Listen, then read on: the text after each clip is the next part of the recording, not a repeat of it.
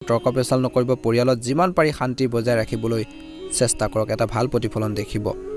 ব্যৱসায়ৰ লগত জড়িতসকলৰ বাবে এই সময় কিছু সংগ্ৰামৰ সময় হ'ব কষ্ট কৰিব লাগিব গতিকে তৎক্ষণাৎ কোনো ডাঙৰ লাভৰ আশাও আপোনালোকে নকৰিলে ভাল হ'ব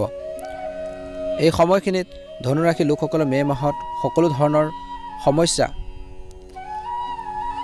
ঋণ আদিৰ দ্বাৰা মুক্তি পাব পাৰে যদি আপুনি দীৰ্ঘদিন ধৰি কোনো ধৰণৰ আপোনালোকে কৰ্মসংস্থাপনৰ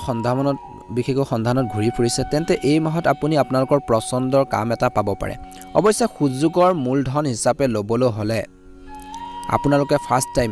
প্ৰথম অৱস্থাত এলাহ এৰি সময়মতে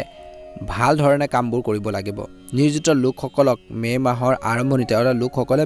আৰম্ভণিতে নিজকে ভাল বুলি প্ৰমাণ কৰিবলৈ